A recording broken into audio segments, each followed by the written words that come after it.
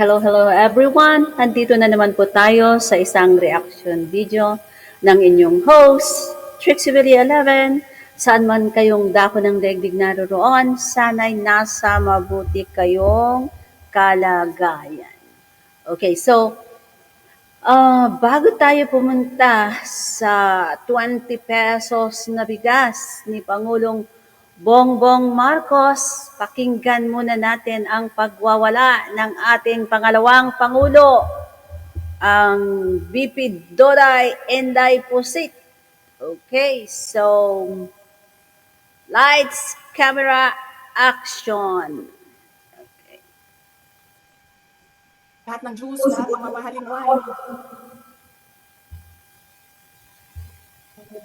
Ito rin taong bayan.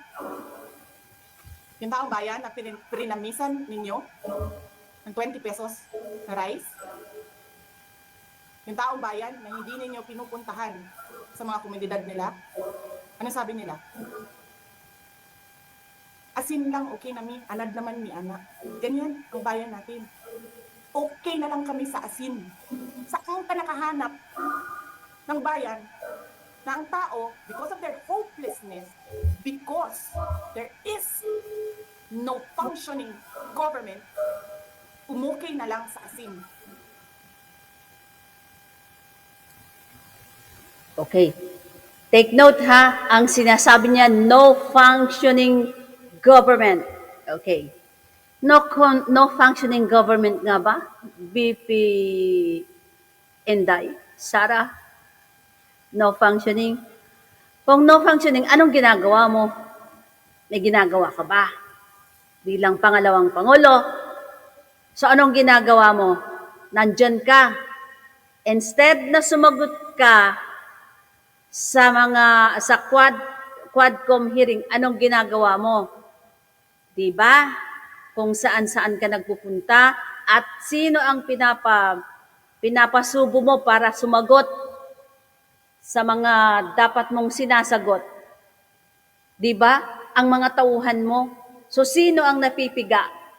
Sila. Tapos sasabihin mo na no functioning government. Excuse me, dapat mahiya ka sa balat mo. Okay? Hay na. Okay. So, eto naman ay ang play natin yung sinabi ni PBBM noong siya ay nangampanya. Okay, eto. Pakinggan po natin ang sinasabi ng ating PBBM noong kampanya. Gusto ko lang ipakita din po sa inyo. Rejected the politics of division. I offended none of my rivals in this campaign.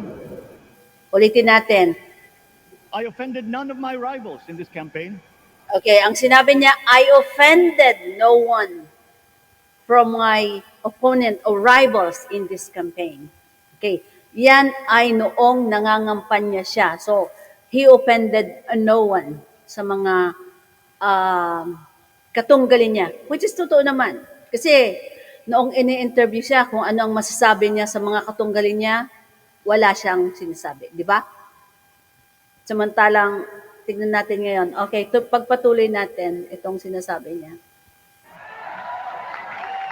I listened instead to what they were saying. And I saw little incompatibility with my own ideas about jobs, fair wages, personal safety, and national strength, and ending want in a land of plenty. At pinakinggan ko ang tinig ninyo na ang sinisigaw ay pagkakaisa, pagkakaisa, pagkakaisa. Okay, anong sinasabi ng ating Pangulo? Pagkakaisa, pagkakaisa, yun ang gusto niya. Kaya kahit hindi niya kaalyado, niluluklok niya.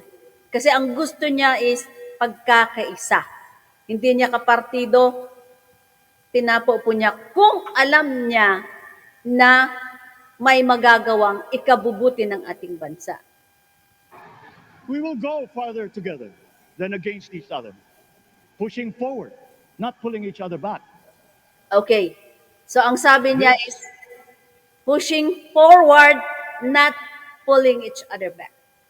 Okay? Maliwanag yon. Hindi crab mentality na kagaya ng Vice President sa kasalukuyan. Is a historic moment for us all. Opinion ko lang po ito, ha? Opinion ko lang po ito sa mga kaganapan na nangyayari ngayon. So, yun po ang aking opinion. I feel it deep within me. You, the people, have spoken, and it is resounding. When my call for unity started to resonate with you, it did so because it echoed your yearnings, mirrored your sentiments, and expressed your hopes for family, for country, and for a better future. That is why it reverberated and amplified as it did, to deliver the biggest electoral mandate in the history of Philippine democracy. Okay, yan po ang sinabi niya noong siya ay nangangampanya. So, eto ngayon ang sagot sa sinasabi na pangako ni PBBM na 20 pesos na bigas.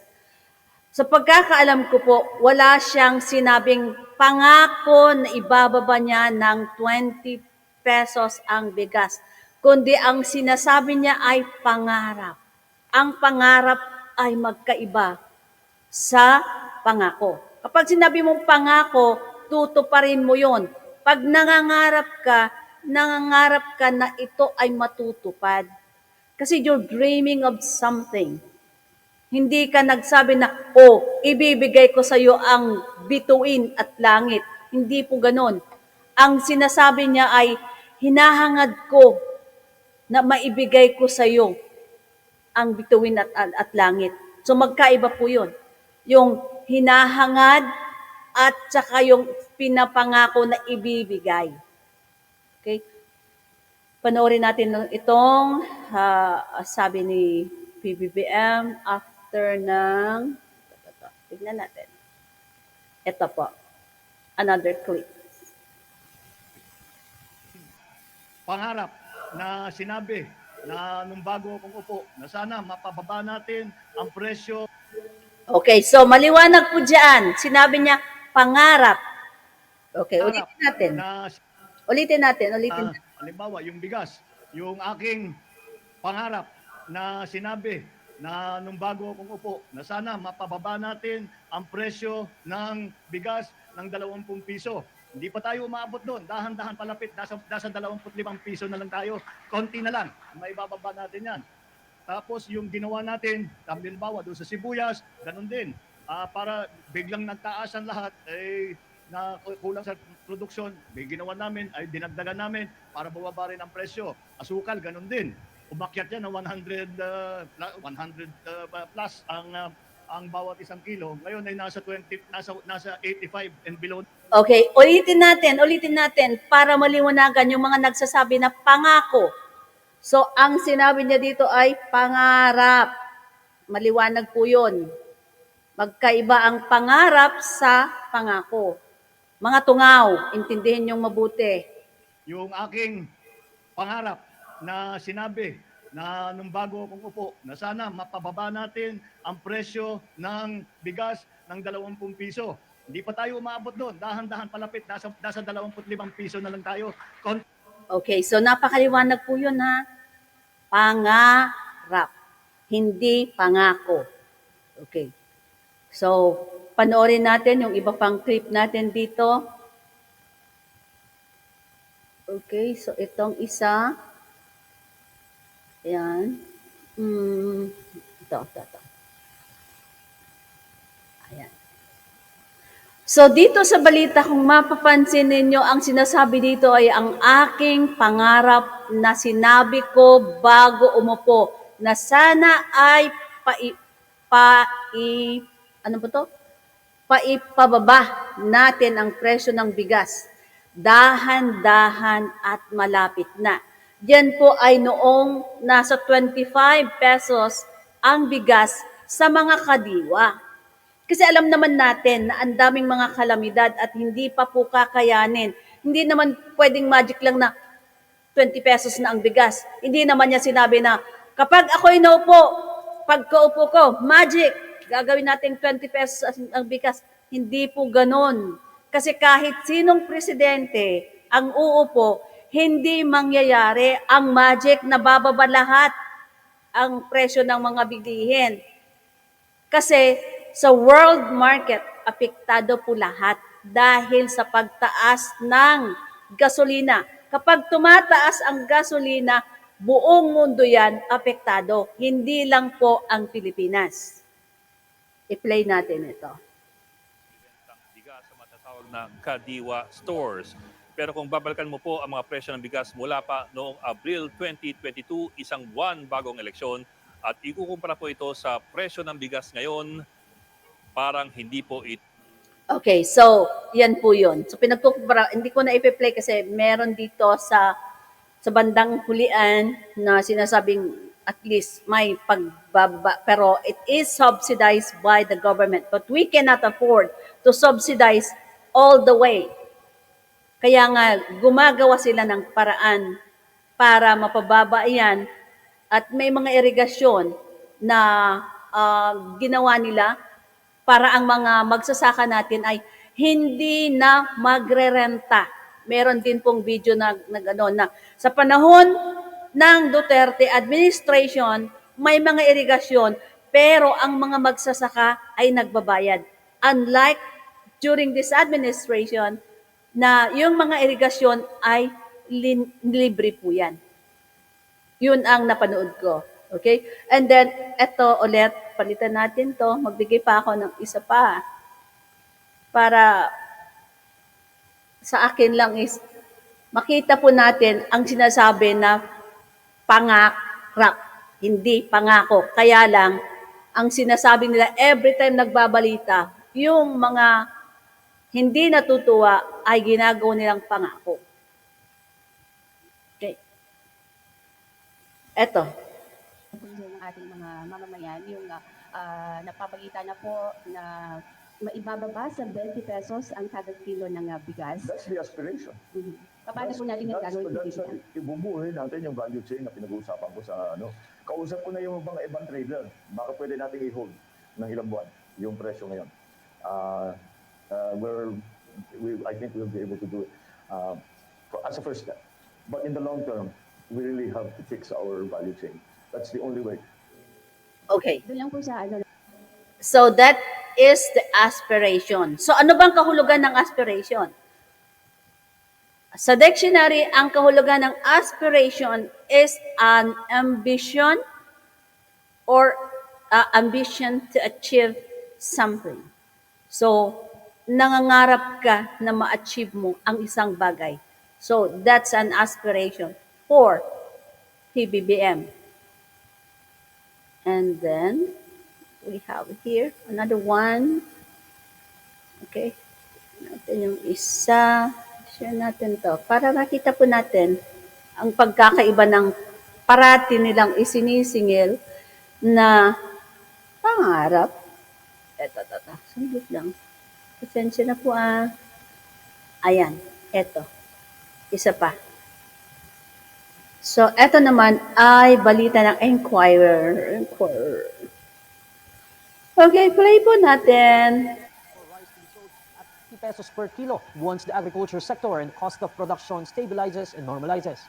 In an interview with reporters as cited by the Presidential Communications Office, Marcos explains that several global factors directly affected the prices of basic commodities in the country, which has prompted both the government and the market to adjust. Despite this, Marcos insists that rice sold at 20 pesos per kilo is still possible should these factors normalize. In a speech during the distribution of sacks of smuggled rice as donations, the president attributes soaring rice prices to countries racing to secure buffer stocks before the dry spell.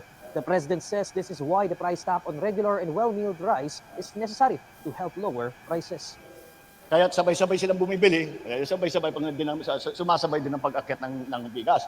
Kaya kailangan natin lagyan nga ng price cap. At lagi kong pinapaalala sa lahat ng mga kasamahan ko, hindi lamang na kailangan na may sapat na pagkain, ay kailangan may presyo na kayang bilhin ng taong bayan, unang-una. Okay, so yun po ang kabuuan ng mga clippings ko tungkol sa pangarap. Tandaan ba natin, pangarap ng ating Pangulo na mapababa sa 20 pesos. Pero marami din nagsasabi na mahirap na makuha yan sa short span of time lang. Kasi nga, kung ikukumpara natin, ang daming mga, lalo na ngayon, sa pagdating ng mga maraming kalamidad. So, medyo mahihirapan po tayo. Pero, ginagawa ng paraan. Okay? So again, this is your host, Rex Sevilla 11, saying thank you so much. And kita-kita po ulit tayo sa susunod na reaction video. Saan man kayong dako ng daigdig naroroon, magandang araw at sana'y nasa mabuti kayong kalagayan. Bye-bye!